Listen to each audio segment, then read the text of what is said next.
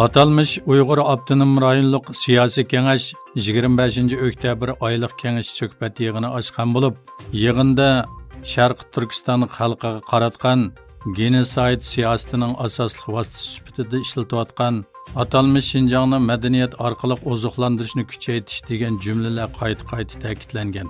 Osiyo Markaziy vaqt gazetining 26 oktyabr xabar qilishicha, mazkur yig'inda so'z qilgan siyosiy kengashning raisi Qo'rchoq amaldor Nurlan Abdulmajid Junxo madaniyati geniga varislik qilish kerak, uzluksiz kengaytib Xitoy madaniyatini qalbidan e'tirof qilishni kuchaytirish kerak deb bildirgan. Sharq Turkistonda davomlashayotgan Uyg'ur genosidida Xitoyning sun'iy aql texnikasini o'z ichiga olgan texnik shirkatlarining hukumatga moslash berayotganligi o'ttirg'i chiqayotgan bir sharoitda Angliyada ochilgan sun'iy idrok yig'iniga Xitoy texnika ministrini taklif qilishi diqqatni tortdi.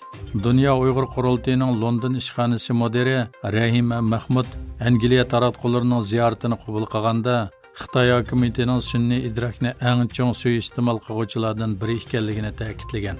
U nasistlarning cho'ng qirg'inchiligini tunji sanoat genosidi deb tasvirlagan hamda Uyg'ur bo'lish sifatimiz bilan biz tunji yuqori texnikalik genosidga duch kelyapmiz degan. Xitoy Sharq Turkistonni butunlay xitoylashtirish plani bo'yicha Xotan shahrida atalmış Xotan Budda dini madaniyat tadqiqot markazini o'z ichiga olgan 4 madaniyat tadqiqot organi qurdi.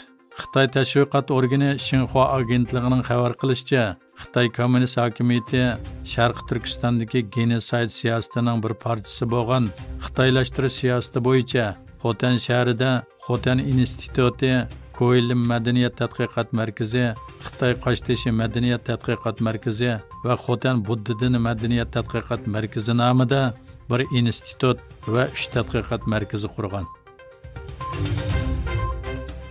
Tayvan Davlat Mudofaa Ministrligi tunugun kechdan bugun atdigangacha Tayvan orli atrofida Xitoyga tava 43 harbiy aeroplani va 7 urush paraxutining bayqalganligini xabar qildi. Bayonotda 43 harbiy aeroplandan 37sining Tayvan bo'g'izidagi taraflarning ta'sir doirasini cheklaydigan havo va dengiz liniyasidan o'tib, Tayvan tarafidan havo mudofaa farqlantirish rayoni deb e'lon qilingan rayonda ushqanligi bayon qilingan.